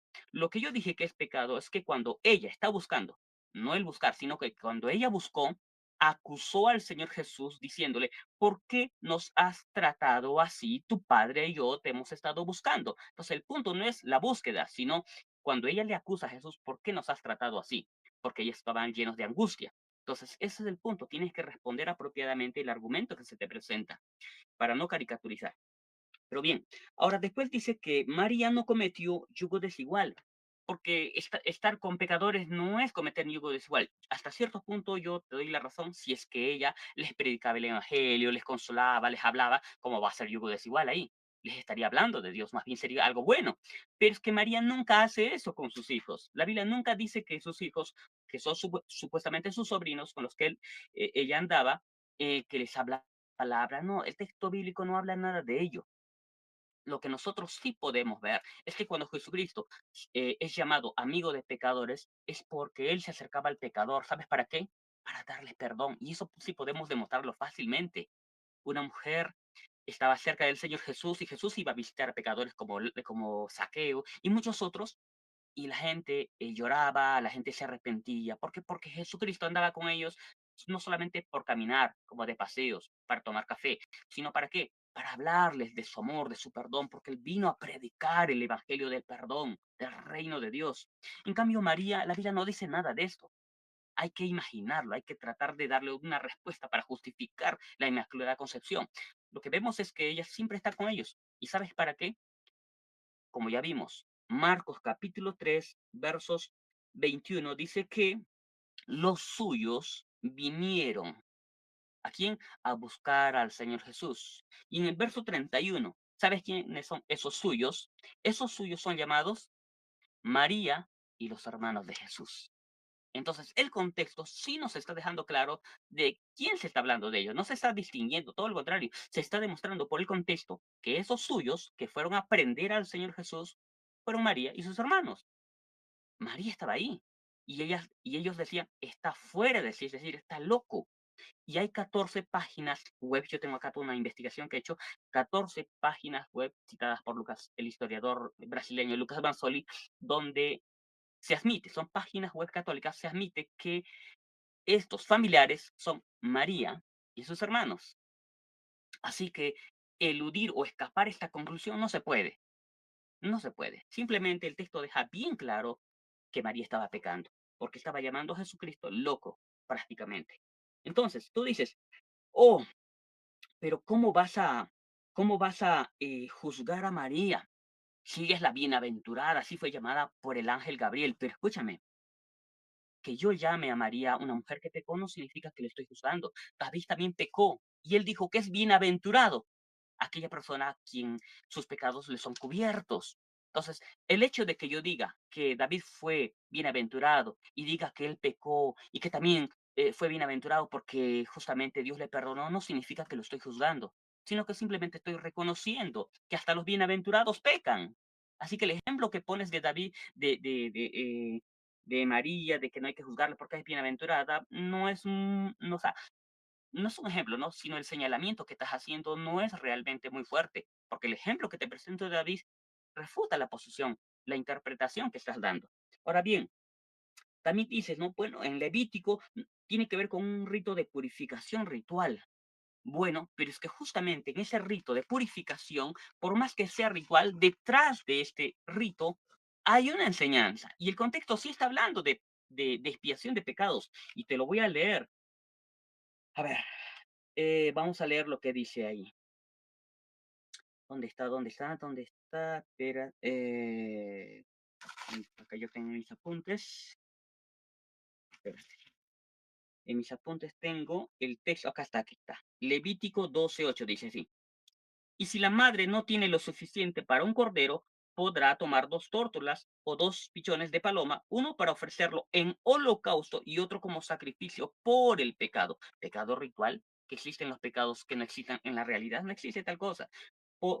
Y otro como sacrificio por el pecado. Entonces el sacerdote pedirá el perdón de ella. ¿El perdón de qué? ¿A quién le pide? ¿Para qué le pide perdón si finalmente es algo ritual? Es que detrás de este rito, claro, nadie está negando, es un rito, también está implícito el pecado.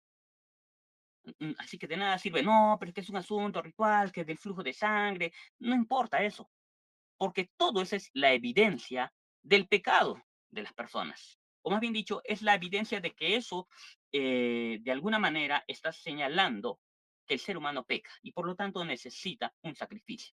Así que el rito no anula el pecado, todo lo contrario. Después dijiste, bueno, si esto es cierto, entonces también Jesucristo pecó. ¿Por qué? Porque Jesucristo se bautizó y el bautismo era para arrepentimiento. Pero el texto no dice para perdón. El texto dice para arrepentimiento. ¿Pero qué significa esto? ¿Para recibir arrepentimiento? ¿O significa para anunciar el arrepentimiento, para entrar en el reino de los cielos? Porque ese era el mensaje de Juan el Bautista.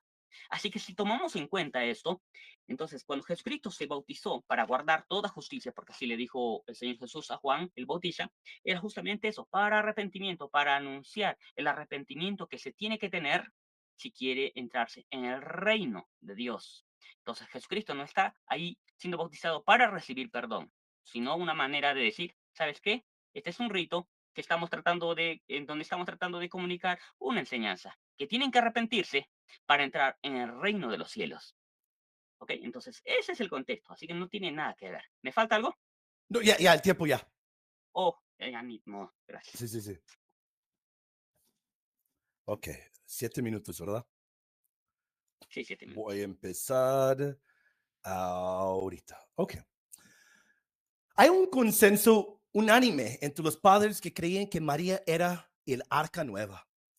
Puedo demostrarlo desde los años 100, desde el principio. No hay forma de refutar esto. Por eso lo único que puede decir mi amigo Danny es que estoy equivocado. Dice que hay 8 papas que negaron la Inmaculada Concepción. Ese argumento viene de Turretin, como les dije. Es absurdo eso. Él dijo que en Eclesiástico, lleno de gracia, no habla de alguien concebido sin pecado. Ahora tenemos que ver qué dice en Eclesiástico. Otra vez está equivocado, mi amigo. Se trata de un hombre singular, totalmente justificado, totalmente salvo. Por eso los padres más antiguos interpretaron Eclesiástico en contra de lo que él acaba de decir. Está equivocado. Si Eclesiástico habla de un hombre único, todo santo, todo justificado. Sí, María es el arca nueva. Apocalipsis 11 y 12 nos muestra que seguirá siéndolo. Dice que el arca antigua desaparecerá. Mi amigo, por eso esta no es el arca antigua. Esta es el arca nueva y mejor. Nadie dice que María es el arca vieja. Es el arca nueva, mejor y perfecta. Sigue siendo el arca en el cielo. Por eso Apocalipsis 11 y 12 nos muestra a la mujer en el cielo como Santa María. Fíjate que no hay ni una refutación a mi comparación entre Kecharitomene y el griego de la gracia original de Efesios 1. Nada. Fíjate que ni siquiera toca el término griego exclusivo que se usa para el arca aplicado a María. Esto es porque los protestantes no pueden con María como el arca nueva. Que si María es el arca nueva no significa nada. El arca antigua era el objeto más sagrado de Israel. Sí significa que María es la mayor creación de Dios. Dice que el lenguaje de Apocalipsis 11 y 12 es figurativo. ¿Jesús es un Mesías figurado o es el Mesías verdadero? La mujer de Apocalipsis 12 es la madre histórica de Jesucristo. ¿Cómo va a ser eso figurado? Dice que demostró que el griego no es lo que dicen todos los padres. Eso no es lo que dicen los padres griegos. ¿Dónde pecó María? Muéstranos dónde. No hay nada que ni siquiera remotamente indique que pecó. Dice que Se usa una palabra parecida para Juan el Bautista, pero ninguna de las palabras griegas que se usan para María como llena de gracia o como arca se usan para nadie más, para María y el arca. María es el arca nueva. Por cierto, no hay mucho que él dijo sobre Génesis 3. Dice, muéstrame que esa gracia fue dada desde la concepción. Por eso hice un argumento tan fuerte. La mujer estaría en enemistad total con el diablo. No tuvo respuesta. ¿Qué es Eva? ¿En serio? Después de la caída, ¿estaría en enemistad con el diablo? No, mi amigo, el versículo 15 es citado en Romanos y unánimemente los padres antiguos sabían que esa mujer era María y el hijo como Jesús. Era Jesús, ellos sabían. Ya sé, porque Génesis 3 les cuesta tanto. Enseña que María jamás estaría bajo el dominio del diablo. ¿Cómo vas a decir que es Eva si la profecía habla de la victoria sobre el demonio? Dice que Génesis 3 no habla de concepción. Es una profecía antes de que ella existiera. Y nos dice que estaría en guerra mortal contra el diablo. No pudo haber tenido pecado original. Él quiere saber dónde esta palabra, él quiere saber dónde está la palabra que muestra oposición total al diablo. Fácil, enemistad, rivalidad mortal. Números 35, 21, Ezequiel 25, 15, Ezequiel 35, 5. Hay una sola palabra en hebreo, una palabra en griego, enemistad. Una enemistad es compartida por la mujer y su hijo. No hay dos palabras para enemistad, hay una. María estaría contra el diablo así como su hijo lo está. Leyendo Lucas 2, no hay ninguna acusación de María y José contra Jesús. En el griego lo que hay es un comentario de preocupación, no de reproche. El griego no dice eso para nada. No hay ningún padre que cree eso, tampoco. Luego pregunta, si María predicó el evangelio, por favor, ella fue la primera que en escuchar la palabra y decir, hágase en mí según tu palabra. Y no solo eso, está en el libro de los Hechos, en medio de los apóstoles, perseverando con ellos, esperando al Espíritu Santo. Ella está ahí en la iglesia naciente. Claro que está evangelizando con su presencia, su fe y su oración. Habla de Marcos y dice que María tiene que estar ahí incluida en el grupo que pensaba que Jesús estaba loco. Esto es otro error bien básico. El griego jamás menciona a María en ese pasaje. Y lo repito, ni un solo padre de la iglesia creyó que María estaba entre los que pensaba que Jesús había perdido la cabeza. Ningún padre. Otra vez habló de Levítico 12. Otra vez le digo, María no puede caer bajo la ley ritual de Levítico. Levítico 12 habla de una mujer que da a luz habiendo recibido semilla de varón, amigo. No entiendo por qué estás diciendo eso. ¿María concibió como cualquier otra mujer? No, el ángel le dijo, lo que ha sido engendrado en ti es del Espíritu Santo. Ella no recibió semilla de varón.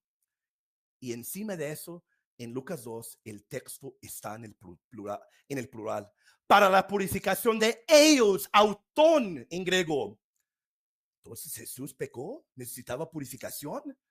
Y le pregunto, con todo respeto, ¿qué padre de la iglesia interpreta Lucas 2 como tú lo haces? Ninguno, ni uno solo, ni siquiera Lutero, ni siquiera Calvino. Nomás Danny Totocayo.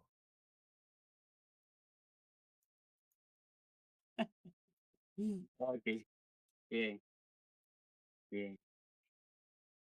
Bien, ahora es el tiempo de preguntas. Ah, sí, ¿quién va a ir primero? Ah, usted va a ir primero. Okay. Sí, no hay problema. Yo siempre Okay. comienzo. Está bien. Mi primera pregunta. Para... Un momentito. Déjame poner el tiempo. Tienes un minuto para, ¿verdad? Y luego yo tengo 2. Se me olvidó eso. Sí, Ok. Mi pregunta es la siguiente. Usted dice que aquí solamente estaban preguntando, me refiero a Lucas 2:48, María y José, su esposo, solamente estaban preguntando sobre Jesús, porque había una preocupación, evidentemente, por dónde estaba escrito su hijo, que era un muchacho de aproximadamente 12 años, nada más. Pero entonces, ¿qué significa la frase? ¿Por qué nos has tratado así o de esta manera, como dicen otras traducciones? O sea, si no es pecado, ¿qué significa esa frase? Te escucho. Sí, María y José solo estaban preocupados por dónde estaba Jesús. Eso es todo. No hay nada de pecado aquí y ningún padre de la iglesia jamás dijo que esto fuera pecado, ni tampoco ningún reformador tampoco. El griego es bien claro. Teknon ti, hijo, ¿por qué nos has hecho esto? Y luego, tu padre y yo te buscábamos con dolor, afligidos, preocupados. La palabra griego se refiere a un dolor emocional, ansiedad, angustia, como, como la siente como que siente un padre que no sabe dónde está su hijo. No se refiere a culpa, pecado, ni nada por el estilo. Esto simplemente muestra que María y José estaban angustiados como cualquier buen padre o madre estaría. Si su hijo se pierde 3 días, que era 3 días, no hay ninguna implicación de pecado aquí. Todavía tengo un minuto. Y esto es lo clave. Ningún padre de la iglesia jamás dijo que María pecó aquí. Todos entienden que esto es una reacción normal, humana y amorosa de unos padres que están buscando a su hijo. Además, cuando Jesús responde, dice, ¿no sabías que en los asuntos de mi padre debo estar? No les está acusando de pecado, simplemente les está explicando su misión divina. Y ellos no entendieron lo que les decía. Eso es normal. No entender no es pecado. Así que en el resumen, el griego muestra preocupación, no pecado. María y José están actuando como padres amorosos, no como pecadores.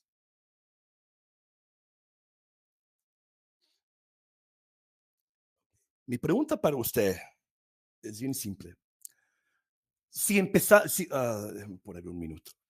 Ok, mi pregunta para usted es bien simple.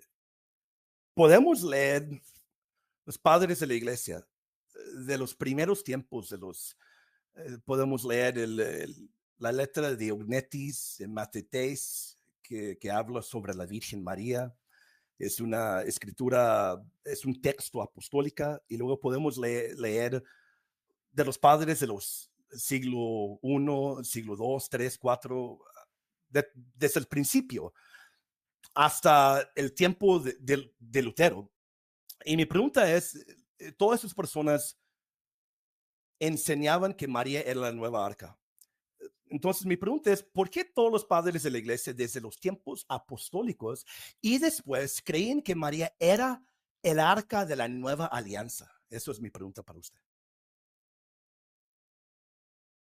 Bien, bien. ¿Me pone mi tiempo, por favor? Yo tengo bien. Listo. Bien, ¿por qué los padres apostólicos, muchos de ellos creían que María era el arca del pacto? Bueno, no todos creían eso, ¿ok? No todos creían eso, pero aún de todas maneras hay algunas de estas personas que creían que María era el arca del pacto. ¿Eso demuestra algo? No demuestra. ¿Sabe qué demuestra? Que ellos creían, nada más. No demuestra que ellos estaban en lo correcto. Aún así hay que notar un punto importante. El hecho de que ellos pensasen que María fuera el arca del pacto no significa que ellos necesariamente pensaran que ella fuera impecable. ¿Por qué? Porque, mire, yo les puedo citar acá a Clemente de Alejandría, si no quiere que les cite a Tertuliano, y él dice, porque solo este verbo de quien hablamos no tiene pecado. ¿Quién? Solo este verbo. Porque pecar es natural y común a todos. Pero ahí habla de una sola persona que no tiene pecado.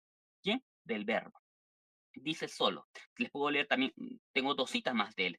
También dice en cuanto a la pasión de Cristo, la espada de la incredulidad atravesó el alma de María. La incredulidad es pecado. También tengo varias citas. Puedo citar a Basilio de Cesarea, bueno, ya lo había hecho en mi primera exposición. También puedo citar a Cirilo de Alejandría, acá tengo todos los datos. A Cirilo digo, acá Cirilo de Alejandría y acá a Cirilo de Jerusalén, te voy a leer lo que él dice. Este es el Espíritu Santo que vino sobre la Santísima Virgen María, porque ya que él que fue concebido fue Cristo, y el unigénito, el poder del Altísimo, la eclipsó, y el Espíritu Santo vino sobre ella y la santificó para que ella pudiera recibirlo. Después dice, solo uno está libre de pecado, Jesús, que nos limpió de nuestros pecados. Clases de catequesis. Puedo citarte aquí también a Gregorio Nacianceno y a varios papas que también me has pedido. Dijiste, pero de esos 8 solamente son 3 son verdaderos y 5 son falsos. Aún así, 3 papas están de mi lado. Por lo tanto, estos papas no creyeron la unanimidad como tú le estás señalando. Gracias. Creo que usted me va a preguntar ahora, ¿verdad? Sí, sí, me toca preguntar a mí. Es mi Ok, última pregunta. ok. Bien. Si María fue inmaculada y la mujer más santa de todas, ¿por qué el apóstol Pedro no la menciona como la madre de las cristianas y sin embargo sí hace de Sara la madre de las cristianas? Y en un contexto de santidad, porque ese es el contexto y yo puedo leer el texto si usted quiere, pero si no, no hay problema. Entonces, ¿por qué hace esto el apóstol Pedro? Esa es mi pregunta. Vamos a hablar sobre esto. Ok. En los textos del Nuevo Testamento escritos, podemos leer mucho sobre la Virgen María. Mi amigo aquí está preguntando, ¿por qué Pedro no dice que en las cartas de Pedro, que no se le da explícitamente el título de madre de la iglesia? Esto es comprensible. Y ya que muchas realidades teológicas aún estaban desarrollándose, creo que esa es su palabra, y no siempre se expresaban plenamente desde el inicio. Otra cosa importante es, en el tiempo de que Pedro escribió eso, en su carta, María todavía estaba viva. Sin embargo, en Apocalipsis 12, que es una visión celestial y profética, María aparece ya glorificada en el cielo, representada como una mujer vestida del sol, con la luna bajo sus pies y una corona de 12 estrellas, y da a luz al hijo varón que ha de regir las naciones con vara de hierro, Cristo. Luego el texto dice que los otros hijos de la mujer son aquellos que guardan los mandamientos de Dios y tienen el testimonio de Jesucristo. Apocalipsis 12:17. Es decir, los creyentes. Este pasaje no solo presenta a María en gloria, sino también como madre espiritual de los creyentes, ya que sus otros hijos no son físicos, sino los discípulos de Cristo. Por tanto, aunque San Pedro no usó explícitamente ese título durante la vida terrenal de María, la escritura sí la muestra posteriormente en el cielo como madre gloriosa de todos los creyentes, anticipando y confirmando el título tradición de madre de la iglesia. Ok. Ahora tengo Una mi pregunta. última pregunta. Ay, un minuto. Es muy claro en la Biblia que María está llena de gracia, según el griego. La raíz de esa palabra solo se encuentra en Efesios 1 y señala que ella fue llena de gracia original, de justicia original. La forma gramatical del griego indica que era sin pecado, incluso antes que el ángel entrará donde ella. Los padres griegos fueron unánimes en interpretar Lucas 1 como que María era llena de gracia y sin pecado. Entonces, ¿con qué base se niega eso? Mi pregunta es simple. ¿Sabes tú más de griego que los padres que fueron enseñados y formados por los apóstoles y sus sucesores? Esa es mi pregunta para usted. Gracias, me pone el tiempo. Listo. Bien. Él dice que la palabra quejaritomene hace referencia a alguien que nunca ha pecado. Bueno, eso es algo que él nunca lo demostró. De hecho, el mismo sitio eclesiástico 18, no me acuerdo, no me acuerdo el versículo, pero en ese texto se deja claro que esta persona agraciada no es desde la concepción, era pura, como él dijo hace un momento, sí. Esta persona de eclesiástico es pura, santa, de acuerdo, pero dice desde la concepción, no, porque si fuera cierto lo que dice William, entonces no solamente María fue inmaculada, sino también, desde la concepción, sino también esa persona o esas personas, porque se hace referencia en general a, en eclesiástico se hace referencia, se usa esta palabra en referencia a cualquier persona que es generosa. Ese es el contexto, entonces no tiene nada que ver. Más bien refuta la posición de William. Bien, ahora bien, ah, lo que nosotros podemos ver es lo siguiente, que la palabra lleno de gracia sí se encuentra en la Biblia para una persona que nunca pecó. En el libro de Juan, capítulo 1, versos 14, se usa la frase pleres jaritos, que significa lleno de gracia. Hace referencia a Jesús. Incluso también hace referencia a personas pecadoras como lo era Esteban, Hechos capítulo 6, verso 8. Entonces, si alguien quería hacer referencia a María como impecable, como el lleno de gracia, tuvo que haberse usado la frase pleres jaritos, no que jarito mené. De hecho, Raymond Brown, un famoso teólogo católico, dice lo siguiente: es más convincente traducir que jarito mené referido a ella en cuanto a favorecida o agraciada por Dios, no a llena de gracia. La Septuaginta también está de mi lado, y de hecho hay varias Biblias católicas que ya no traducen como llena de gracia, sino que traducen de la siguiente manera. La Biblia del Peregrino dice: alégrate favorecida, el Señor está contigo. Ediciones Paulinas, Verbo Divino, Biblia Latinoamericana, edición 16, dice: alégrate tú, la amada y favorecida. La Biblia católica latinoamericana, en su comentario de Lucas 1:28, dice: el texto griego dice a la amada, la favorecida. La traducción habitual, llena de gracia, no es exacta en el sentido estricto. Y podría también citar a los padres apostólicos para demostrar que caritomene no tiene el significado de llena de gracia. Gracias. Entonces, 5 minutos para los últimos pensamientos que tenemos de este debate, que creemos, nomás eso, y luego un minuto cada uno de promoción. ¿Esa argumentación es refutación también?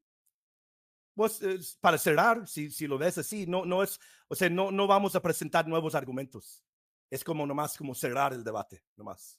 Ah, ok, una conclusión. Así es, conclusión.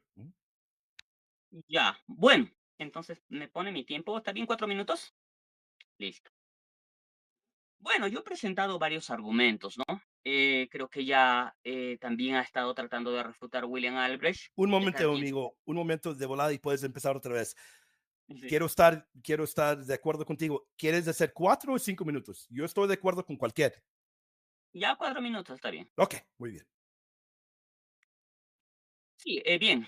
eh, En este debate yo he estado tratando de demostrar que María pecó y creo que no se han ofrecido buenas respuestas, refutaciones a las afirmaciones que yo he estado haciendo. Y de hecho he presentado varios textos y no he tratado de demostrar pues que María necesariamente es una mujer pecadora como lo pueden ser otras personas, sino que pecó, fue una mujer santa, una sierva de Dios, pero que pecó. ¿Ok? No necesariamente la más santa. De hecho, yo creo que otras personas fueron las más santas y he demostrado, ¿no? Entonces, creo que ella tuvo un yugo desigual, eso es lo que dije. También reprochó al Señor Jesús, no solamente se preocupó, sino que ella dijo: ¿por qué nos has tratado de esta manera? O sea, no solamente hubo preocupación por dónde está Jesús, sino ¿por qué tú, Jesús, nos has tratado de esta manera? Y Jesús le dijo a ella que no entendías, no comprendían que en la casa en los negocios de mi padre debo de estar. Es decir, ellos eran tardos de entendimiento. Y eso sí es un pecado, así que hay dos pecados aquí. Incluso la acusación que está haciendo María al Señor Jesús no es poca cosa. ¿Quién es el que nos acusa a nosotros día y noche de nuestros pecados según Apocalipsis 12? Satanás. Entonces, cuando nosotros cometemos este pecado de estar acusando a las personas, y más aún al Hijo de Dios, cometemos un grave pecado, no es poca cosa. Ahora bien, también había señalado que habían muchas mujeres que eran llamadas hijas de Sara, pero no de María. Y bueno, no creo que se haya abordado apropiadamente esto, que yo no hablé de algo explícito que se dijera hijas de María o María, madre de esta cristiana, no necesariamente explícitamente. El punto no es que haya una frase explícita, sino por qué no se menciona a María. Y si realmente ella fue la más santa según Apocalipsis 11, 12, como lo trata de presentar William. Y también había presentado, y bueno, él creo que no pudo responder este punto, ¿no? Y también había presentado una respuesta según Génesis 3:15, donde yo sí había respondido. Él, bueno, dijo que yo no respondí nada en ningún momento, parece que me escuchó, estuvo atento, pero yo sí respondí y dije que el contexto habla de Eva, lo señalé varias veces. Entonces, cuando William vaya a retroceder el video, lo vea después, se va a dar cuenta que yo sí di una respuesta. De hecho, dije que si la descendencia de la serpiente de Satanás tiene también una enemistad con Cristo y ellos, em, y esta descendencia tiene una enemistad con Cristo, tendría que ser de la misma clase que de Satanás. Pero ¿esto es cierto o no es cierto? Yo dije que no. Y también había dicho que si esta lucha era tan fuerte de la mujer, supuestamente María, con Satanás, entonces la pregunta también es por qué Satanás, antes de su caída, si él no tuvo un pecado original, entonces su descendencia tampoco tendría que tener un pecado original en su lucha contra Jesús. Entonces la pregunta es, ¿está o no está él violando el pecado original? ¿Está refutando o no está refutando? Lo está haciendo, porque si él prueba algo, prueba mucho. Eso ya se lo señalé también. Entonces, el argumento que él presenta en realidad refuta el pecado original de las personas, porque Satanás en su lucha no está demostrando que él tiene un pecado original. Si fuera cierto lo que él dice, entonces la descendencia de Satanás también tendría que ser sin pecado original. Entonces no creo que ha podido abordar bien esos puntos. Y también había presentado argumentos que demuestran que la patrística, el consenso unánime, no presenta a María como la mujer inmaculada. Habían varios que él mencionó, sí, que creían en la concepción inmaculada de María, sí, pero que la presenten como una mujer sin pecado, no. He presentado mucha evidencia de esto. Entonces, incluso 8 papas, él dice solamente hay 5, pero yo sí tengo las 8 frases que dicen estos papas y no son falsas. Pero aún si fuera 5 de ellas falsas y 3 verdaderas, entonces esto demostraría que estos 3 papas están de acuerdo con lo que yo estoy diciendo y no con la patrística. Gracias. Muy bien, ok. Voy a empezar ahorita. ¿Qué tuvimos hoy? Errores en el griego diciendo que una María preocupada es una María pecadora. ¿Quién enseñó eso? ¿Un padre de la iglesia, un reformador? No, nos enseñó eso Danny Totocayo. Ningún padre de la iglesia, ni uno solo. Los padres le enseñaron que María era el arca nueva. Danny no supo qué hacer con eso. Los padres enseñaron que María estaba llena de gracia. Danny andaba confundido y ni una sola vez trató con la raíz de Efesios, que enseña en esta palabra que María, porque esta palabra se usa en San Lucas 1, nos enseña en la manera que se usa en Efesios 1, María está en plena posesión de la gracia original. Se nos dijo que María era pecadora, a pesar de que llama a Jesús su Salvador solo en referencia al milagro del nacimiento, citando al himno de Ana, pero María es pecadora. Es absurdo, que no tiene nada que ver con el pecado aquí. Se nos dijo que 8 papas negaron esta enseñanza.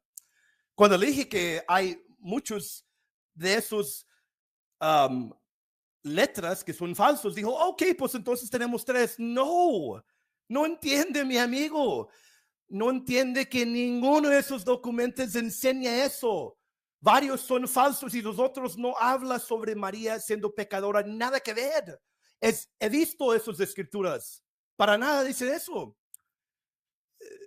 No escuchamos, dijo que 8 papas negaron esta enseñanza. No escuchamos a ninguno. Por cierto, 5 citas son falsas y las otras no niegan esta enseñanza. ¿Cuál es, mi amigo? ¿Papa Leo? ¿Papa Galacio? Conozco todos, ninguno niega eso. Tampoco San Clemente, cuando dice que por naturaleza Jesús es el único. Claro que sí, es Dios verdadero.